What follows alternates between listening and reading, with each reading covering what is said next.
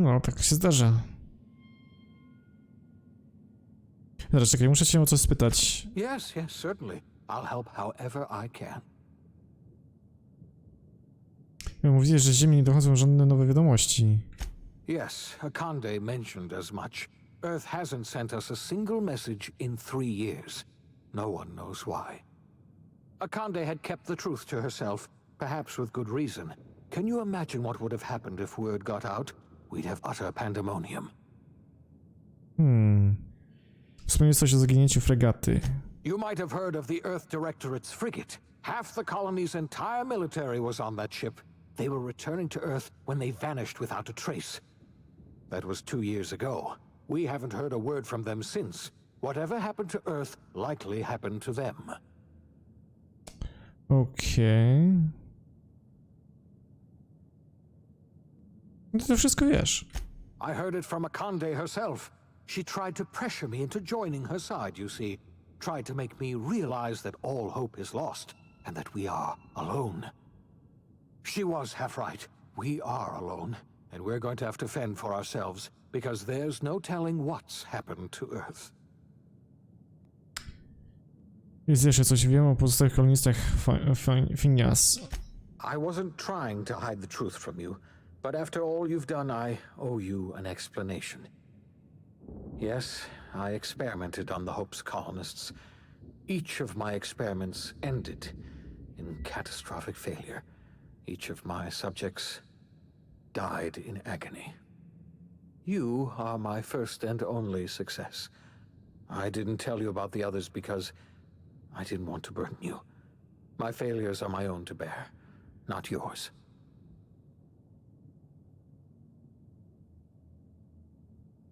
Okay. Thank you. Perhaps in time I'll learn to forgive myself.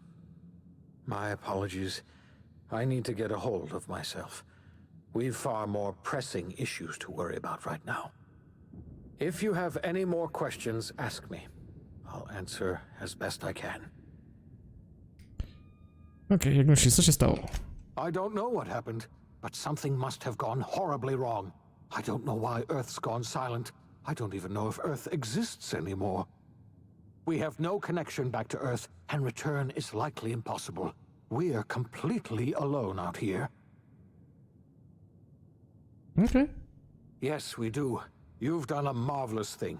You've succeeded where anyone else would have failed, including me.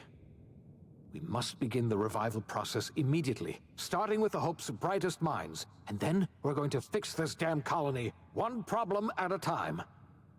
We're going to need a leader, and I can't imagine a better person for the job than you. What do you say, old friend?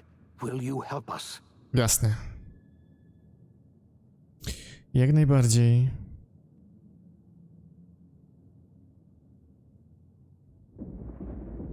Jasne, możesz na mnie liczyć, pomogę ci wybudzić pozostałych kolonistów. When I revived you, I thought you were going to help me save this colony.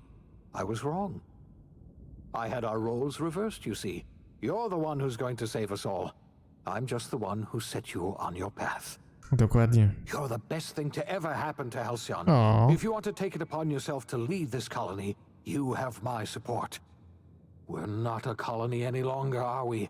Our last connection to Earth has been severed, and so we have been set free. Our future is uncertain, and no one knows what tomorrow holds. Exciting, isn't it? No, na pewno. The OSI teaches that everything in the universe happens according to the grand plan. But the stranger that arrived in Halcyon was an unplanned variable. From the moment she landed in Emerald Vale, her actions altered the course of history. The events on Tartarus brought about the end of the board's authority. But the board's mistakes would haunt the colony for decades to come. The damage they left behind would require the work of a generation to repair. Dr. Phineas Wells began reviving a handful of the Hope's colonists. Engineers, scientists, technicians, and intellectuals. They were among the brightest minds the Earth had ever sent out into the stars. The Hope scientists and engineers woke up in a colony descending headlong into total collapse. with no way to return to Earth, they had no choice but to band together and devote themselves to the cause of saving Halcyon. The people of Halcyon were nothing if not hardy. In the absence of the board's authority, many of the colony's settlements banded together with a single purpose in mind: survival. Life was especially hard in the years to come. Some towns dissolved by attrition and starvation, but most of them found a way to carry on.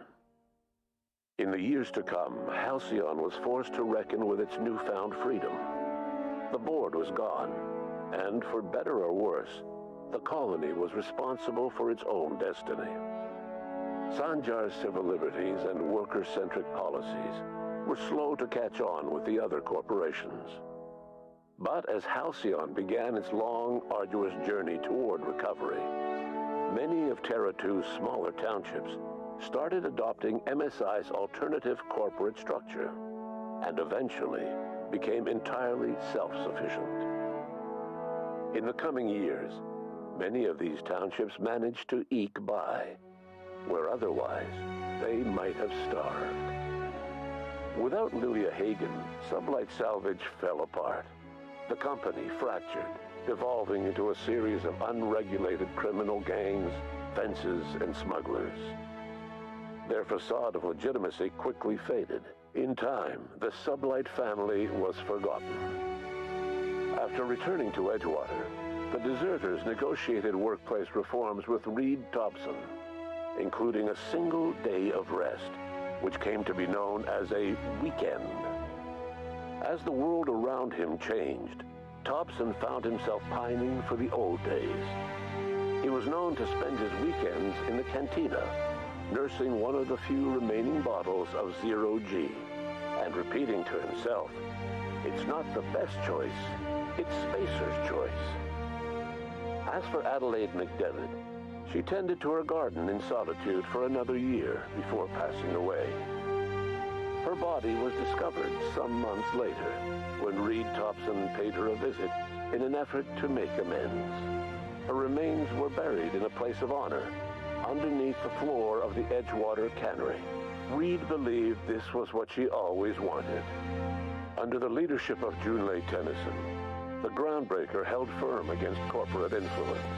The ship's mechanical stability gave Junlei the time to educate a promising generation of engineers schooled in her family's traditions. The future of the groundbreaker looks promising. The rediscovery of the Hope and the abandonment of the lifetime employment program forced Byzantium to come to terms with some uncomfortable realities about the state of Halcyon. While Byzantines were reluctant to surrender the luxuries they'd grown accustomed to, the board's diminished authority gave them little choice in the matter. Nearly everyone had to learn to make do with less. Some even had to get jobs. It was a dark time indeed. Your influence shifted Ellie's perspective. She finally admitted, albeit grudgingly, that she just might need other people. Sometimes. With a steady income from the life insurance payouts, she was finally able to afford a ship of her own. She hired a small crew and flew supply missions to communities on the fringe. Some of them were even legal. Life in Halcyon was sobering for Felix Millstone. The grand revolution he dreamed of never came. There was no great awakening for the colony, no celebrations in the streets. There was only the hard, desperate work of trying to repair a broken colony. Felix never had a head for numbers, but if there was labor to be done, he was there to help. Eventually, Felix realized that the work of a revolution was done with two hands. As much as he enjoyed his adventures aboard the Unreliable, the vicar, known as Max, eventually decided that it was time to move on, to live out the life he had sought so long to create. He knew there were many in the colony who carried burdens much worse than the ones he had struggled with, and he devoted himself to easing their suffering wherever he could. He only ever took up arms again to defend the defenseless, unshackled from a lifetime of striving and fighting the universe and himself. Vicar Maximilian de Soto was finally at peace. Once the matter with the Hope colonists was resolved, Junlei bashfully asked Parvati if she'd like to join her permanently on the Groundbreaker, and Parvati enthusiastically, if somewhat awkwardly, agreed. The stories of her adventures spread across the colony, and Parvati soon found herself the center of attention. Having served as the engineer of a renowned spacecraft, tramp freighters and wildcat miners sought her out by name, and in no time, she was a fixture in the Groundbreaker's mechanical ecosystem. She and Junlei were never far apart. Nyoka returned to Monarch to take another crack at making a permanent life for herself. She formed the Charon Group, an MSI subsidiary of ragtag survivalists and wilderness experts. Anyone in need of a guide, or just looking to throw back a beer and swap stories, could find her camping on the trail or clearing an infestation. The SAM unit that accompanied you spread awareness of the product line's superior sanitation and maintenance capabilities across what was left of the colony. This led to a boost in SAM unit sales. Did you know that SAM units are the longest-lasting, toughest-acting cleaning solution in Halcyon? Minister Clark was released from house arrest, and his contact with you gave him a sense of renewed purpose and vigor. Once it became clear that no help would be coming from Earth, he threw his considerable efforts and talents into helping Halcyon manage the crisis before it. As for Dr. Phineas Wells, he spent his remaining years in his orbital lab. He eventually came to terms with his own past and was able to forgive the mistakes of his younger self by devoting his remaining years to serving the colony. Dr. Wells was able to revive many more scientists and engineers than he first expected, thanks to the additional batch of chemicals you stole from the ministry. Wells never forgot about the human lives that were lost in acquiring these chemicals. In the end, Dr. Wells was able to save every scientist and engineer aboard the Hope. Over the next decade, nearly all of the Hope's remaining colonists were successfully revived.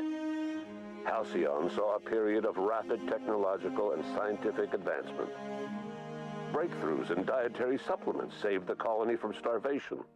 Geoengineering projects and social reforms began to change the structure and character of the colony. Dr. Wells laid the groundwork for the project to save the colony, but he would never live to see the fruits of his labor. He passed away a few years later. His work was carried on by the scientists and engineers he revived. Today, Halcyon has stabilized. The people of the colony work hard to adapt to their new circumstances. Nearby colonies send aid and supplies. Life will never be easy in Halcyon, but for the first time in its history, there exists a sense of real, genuine hope about the future. And what about you, the unplanned variable in the history of Halcyon? Long after Wells passed away, you carried on his work with more energy, determination, and brilliance than he could ever muster. The years that followed were hard, but Halcyon survived by the efforts of the Hope's most promising colonists, the greatest of which was you. No one knows what's happened to Earth, and no one knows what the future has in store for Halcyon. All we know for certain is this: the name of the Unreliable and that of its intrepid captain will remain the subject of countless stories for years to come. Wow.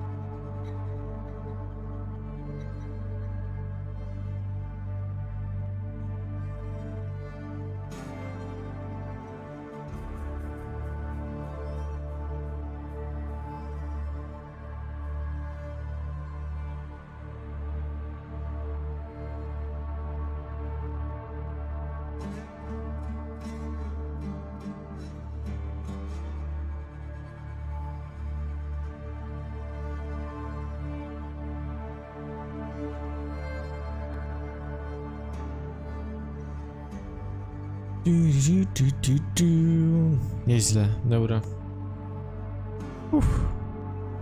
Jakiś filmik będzie jeszcze na ten? Po kredytach, czy nie? Zaraz zobaczymy. Chyba nie. Chyba nie. O, ludziska, ludziska.